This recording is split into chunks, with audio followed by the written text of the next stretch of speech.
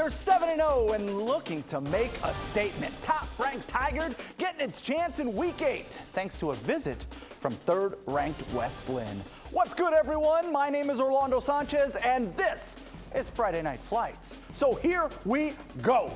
Third quarter, Drew Carter dropping it off to Josh Burns and top to the hand. He gone. Tigard on top, 28-7. But the Lions, they're not going away. Ethan Coleman finds D'Amico Tidmore wide open. West Linn cuts the deficit to 14. But the night belonged to the Tigers. Burns at it again. Busted loose, and that's a 60-yard touchdown. Too much Tigard. Ranked number 1 for a reason. Final count, 42-21. The Lake Oswego band bringing some of that noise in the second half. But Tualatin's Kainoa Sayer bringing that bass. Oh, the speed. 63 yards and the score. He made that look easy. Timberwolves acting like they've got something to prove. How about Blake Jackson? Dude has an arm, and he connects with Luke Marion. Tualatin making a statement, 34-8. Tigard and Tualatin next week for the Three Rivers League title.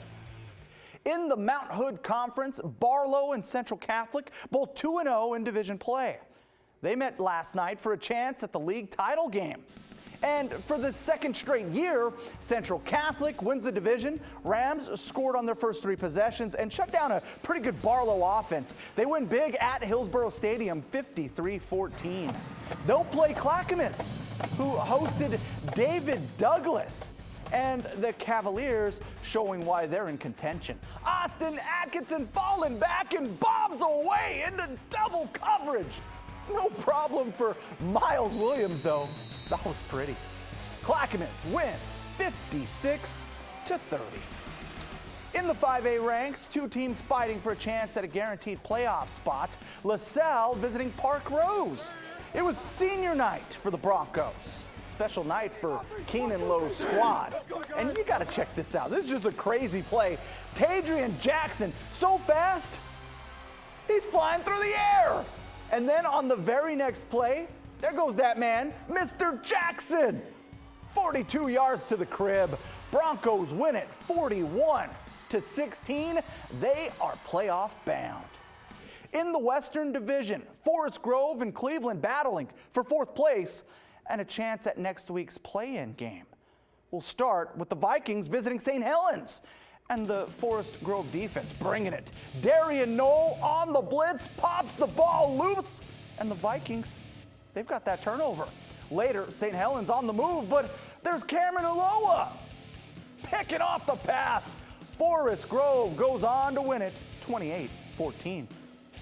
Heading down Highway 30 to Scappoose. Cleveland in town, fighting for a playoff spot. And more love for the defense. Cleveland on the move, but Thomas Grainier, he had other ideas, comes through for the pick. Scappoose shuts the door on Cleveland, 49-6. The Cleveland loss means Forest Grove plays for a playoff spot next week. In the Metro League, the playoff chase has been narrowed down to everybody. If the playoffs had started this week, everybody would be in. That includes Sunset and Jesuit. Something smells oh so good. Jesuit looking to cook up a win. Ted Atkinson with the recipe. Smooth with it. 14-0 Crusaders. But here comes Sunset. Caleb Kim. I mean, dude would not be denied. He would not go down. I mean, zigzagging 55 yards for the score. But Jesuit holds on for the victory, 49-26. Sky 8 in Southridge. Skyhawks hosting Beaverton. Beavers going through the air. That's Carson Budke and Cody Davidson doing their thing. And that's a nice catch, too. Beaverton wins in blowout fashion, 49-14. It's Beaverton and Jesuit for the Metro League title next week. Heading down Shoals Ferry Road to Mountainside, the Mavericks hosting Westview. Mavericks fans, they were feeling kind of blue. Who's that with the mask? He's scary, man. Sophomore Brian Mannion showing off that arm. And he connects with Carlos Montero, 29 yards, and the score, of course. Mavericks up 31-zip. In the fourth, and it's Mannion again, but this is about the catch. Justin Hughes! He got the feet down for that. How'd he do it? Mountainside wins 38-8 over Westview. 50% of your votes took me to Southwest Washington for some 2A action. Washougal facing off with the defending state champs, Hockinson.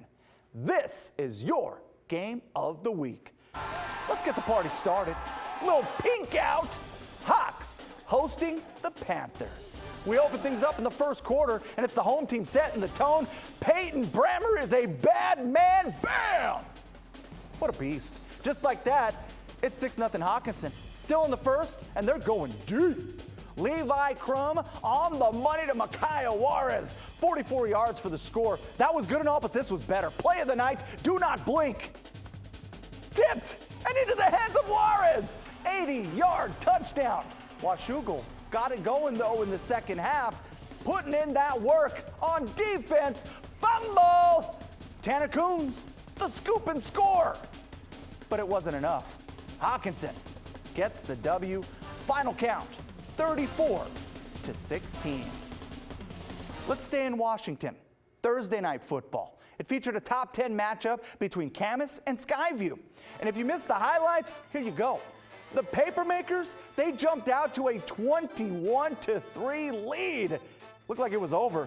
They held on as the Storm made a furious rally in the second half, but Camas gets the victory, 21-17. The Papermakers, they remain undefeated, and it sets up a showdown with Union next week for the Greater St. Helens title. A bittersweet night at Sherwood. The Bowman playing their final regular season game on Jason Gooding Field at Aaron Contreras Stadium.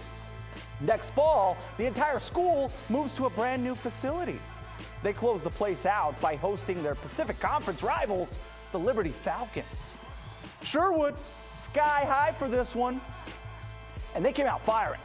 First drive of the game, Clay Peaton, do your thing, man. 6-yard touchdown. And then the defense got into the act. Jamison Guerra, right place, right time. Pick six down the sideline. Bowman crushed the Falcons, 56-7. Look at his hands up. That's good stuff, y'all.